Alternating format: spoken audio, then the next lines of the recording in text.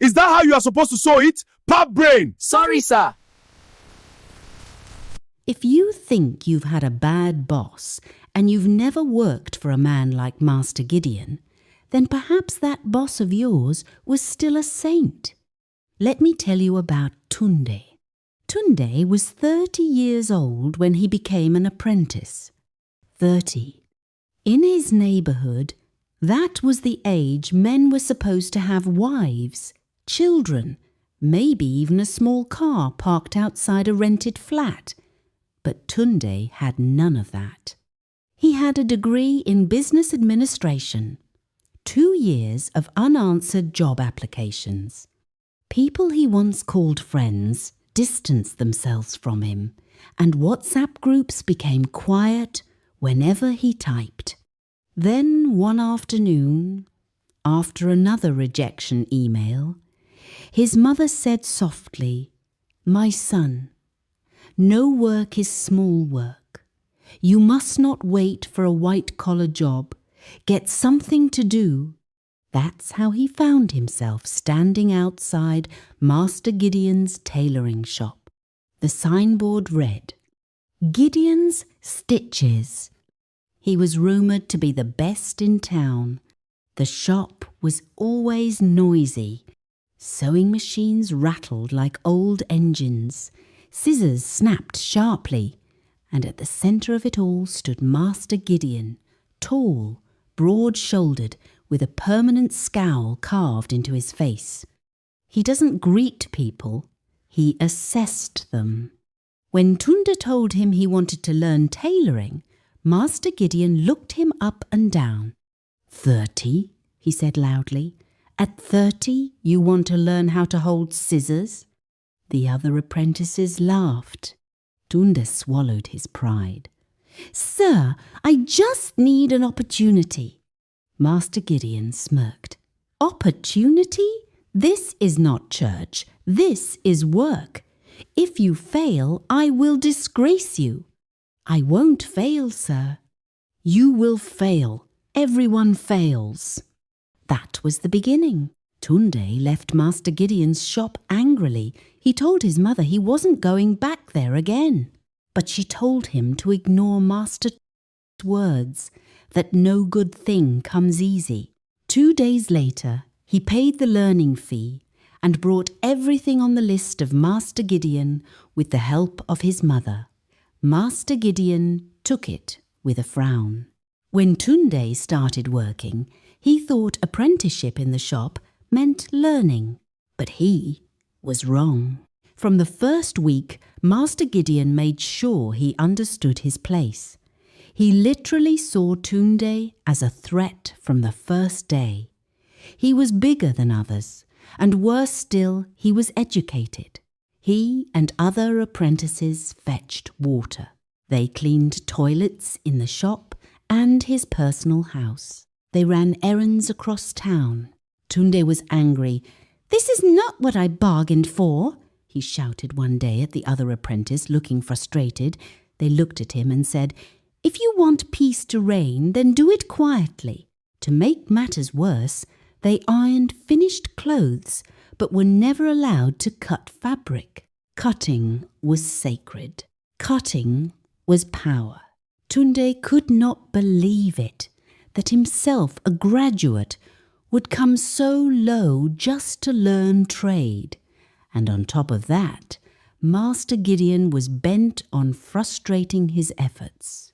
Whenever Tunde tried to watch closely during cutting of clothes, Master Gideon would snap, "Why are you standing there like a tree? Go and buy me thread." Even though they have more than enough, he would request for the colour that he would not easily find. By the time Tunde returned, the fabric would already be cut. He never saw how it was done. If he asked questions, Master Gideon would shout, "Are you blind? Can't you see? I thought you said you were a graduate." The insults were daily. He called them goats, called them waste of space. One day, Tunde stitched a sleeve wrongly. Master Gideon made him kneel outside the shop for 3 hours under the sun, with the faulty shirt hanging around his neck like a sign of shame. Customers watched. Neighbours laughed. Tunde was very angry, but did nothing. "It won't be forever," he said. "Let me endure it." Master Gideon would deliberately give Tunde unclear instructions. If he misunderstood him, he would explode. "You are useless. I didn't force you to come here." He locked up tools so no one could practice on their own. He told customers loudly, "These boys are hopeless. I'm the only reason this shop still has reputation." He enjoyed it. No graduation has been celebrated since he started running the shop. Instead, the young boys who learnt under him ran for their lives when they reached their breaking point. Every night, Tunde returned home exhausted, not physically, but emotionally. His mother would ask, "Did you learn something today?" He would lie, "Yes, Mama, I'm improving." He knew he wasn't. He was only sharpening his ironing skills, not sewing. Gradually, 2 years rolled by, and he had never cut a single full outfit. They were 2 years of insults, errands, and emotional pain. At a point, some of the boys he met there left after a physical fight with Master Gideon. They called him wicked and left. But Tunde remained. He was aging in that shop. He became bitter and tired. Sometimes, late at night, Tunde would sit on the edge of his bed, staring at his hands. "I'm wasting," he would whisper to himself. 32 years old. Still an apprentice? Still, I'm not learning anything. But where do I go from here? That question followed Tunde like a shadow. And like a cursed man, no job was still forthcoming. So he remained. One morning, the shop was unusually busy. A wedding suit and 2 senators' agbadas were to be cut that day. Master Gideon was tense. You could see it in the way he snapped the scissors. Tunde quietly positioned himself near the cutting table. Today, he told himself, "I must learn something." Master Gideon noticed him watching. Their eyes met. "Pick my house key," Master Gideon said casually, without looking up. Tunde froze. "Sir, go to my house and wash the toilet for me. My wife complained yesterday that it was dirty." The other apprentices lowered their heads immediately. Tunde felt heat rise to his face. "Sir, today there is a lot of cutting. Let me watch you do this one. After the cutting, I will go." The shop went silent. Nobody had ever spoken back. Master Gideon slowly put down the scissors. He stood up, walked toward Tunde. "You want to watch me?" Tunde swallowed. "I only want to learn, sir. This is what I paid for." "You? Learn?" His voice rose. "You think because you went to university you can challenge me?" "Sir, I'm not challenging." Before he could finish, slap. The sound echoed across the shop. Tunde staggered. The apprentices gasped. For 2 seconds, there was silence. Something inside Tunde collapsed. 2 years of insults. 2 years of errands. 2 years of kneeling in the sun. 2 years of swallowing pride. And now this. His eyes filled with tears. He tried to hold them back. He couldn't. The tears fell. Master Gideon was not moved. Instead, he laughed louder. Look at him, crying like a baby. Graduate indeed. The apprentices looked away sadly. Nobody spoke. Tunde turned and walked out angrily. He did not look back. He did not go home. He did not go to his friends. He went somewhere else, the outskirts of town, to a place people visited only when desperation overpowered fear.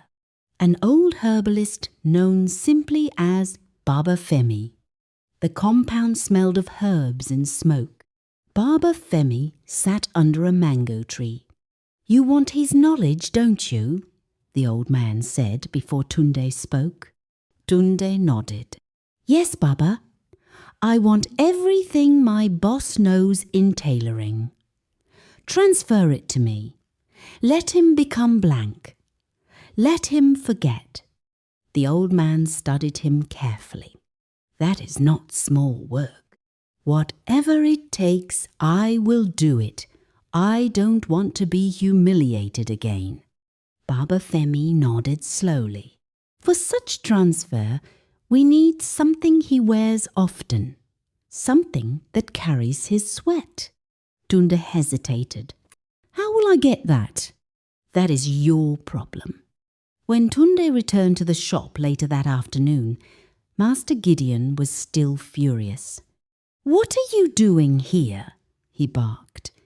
"Get out of my shop." The apprentices watched. Tunde surprised himself. He dropped to his knees. "Sir, forgive me. I was wrong. I will not question you again." The words tasted bitter, but desperation is stronger than pride. Master Gideon looked at him for a long moment, then waved his hand dismissively. "Stand up. Go and iron those clothes." The shop resumed movement. 2 hours later, an opportunity came. Master Gideon removed his cap, the one he wore to the shop that day, and placed it on the table while measuring a client.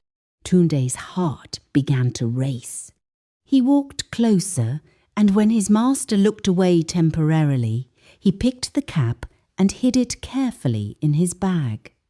Almost immediately, he took permission to go get food and eat. Master Gideon didn't even look up. "Go." Tunde turned and left the shop calmly. But once he turned the corner, he ran. Baba Femi did not look surprised when he returned. He collected the cap, closed his eyes and muttered incantations. And at one point, Baba Femi's voice changed tone.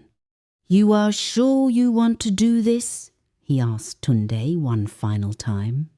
"Yes, I've never been so sure." "It is doable," Baba Femi said, "but there is a condition." Tunde did not hesitate. "What is the condition?" "You must never feel pity for him," Baba Femi said. Tunde blinked. "Pity?" "Yes. Not once. Not even in secret. Not even in your heart. The moment you pity him, the knowledge will leave you." Tunde's jaw tightened. "Leave me and go back to him?" "No," Baba Femi said quietly. "It will leave both of you." Silence settled between them. "If you pity him," Baba Femi continued, "you will lose everything you gained. Your hands will forget. Your mind will be empty. And worse." He paused. "You will never again find peace in who you are." Tunde frowned. "You will begin to copy other men," Baba Femi said. "Their style, their dreams, their lives. You will chase identities that are not yours. You will never feel complete. You will not know who you are until the day you die. And worse still, you will be more miserable than you are right now." Tunde swallowed. "And him?" Baba Femi looked at the cap. "He will not regain his mastery. Instead, his mind will scatter. He will be confused. His words will tangle. He will know something is missing, but he will not understand what. He will slowly lose clarity and become mentally unstable. Tunde stood silent. The weight of the warning hovered between them. But then the memory returned. The slap, the laughter, the tears. I would be the greatest fool alive to pity Master Gideon, Tunde said coldly. Baba Femi's voice lowered. You do not understand. When power shifts, the strong often become weak. When the proud fall, they do not fall gently. If you look at him, you might be carried away. Tunde wanted to reconsider, but suddenly his expression hardened. Do it. I will not pity him. Not even if he kneels. I won't. Not even if he cries. Tunde's jaw tightened. He never pitied me. Why should I pity him? The herbalist watched him for a long moment. Anger makes promises feel easy, Baba Femi said quietly. Silence stretched between them. Do it, I said, Baba. You are wasting time, Tunde shouted impatiently. Then Baba Femi nodded once. So be it.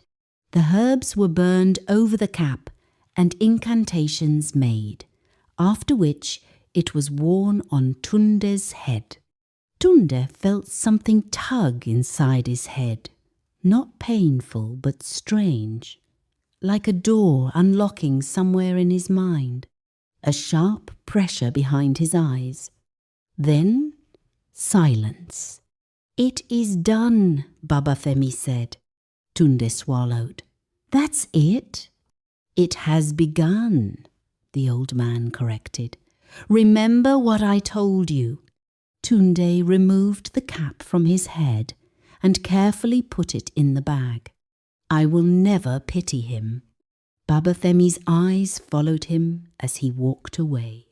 Anger does not care about danger, the old man murmured to himself.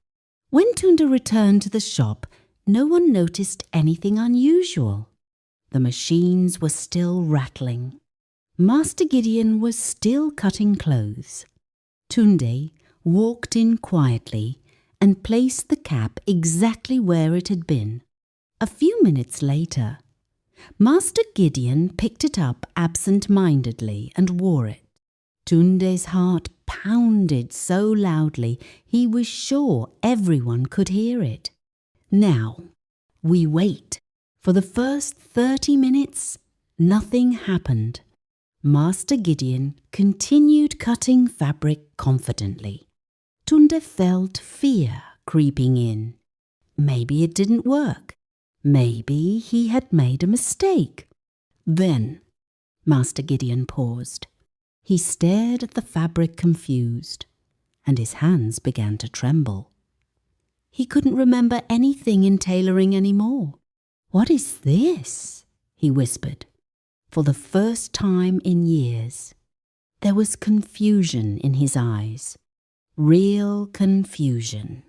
He tried to continue cutting, but doesn't know where to cut. The apprentices froze. Tunde's breathing slowed. It's working. One of the apprentices frowned. Master, are you okay? Master Gideon looked at his own cutting table like a stranger, and for the first time since Tunde met him, he looked small, very small. Tunde stood quietly at the back, watching, observing. Years of humiliation, transferred, shifted, reversed. But as Master Gideon's confusion deepened, a strange heaviness settled in Tunde's chest. Not guilt, something else. Something like weight, because suddenly, without thinking, he knew the exact measurement of the agbada on the table. He knew the correct curve. He knew where to cut. Knowledge was rising inside him, flooding him, uninvited. We will be gracing your screen soon with the part 2, so do well to subscribe to get automatically notified when it drops. But for now, let us know what you have learnt in the comments section. Thank you for watching.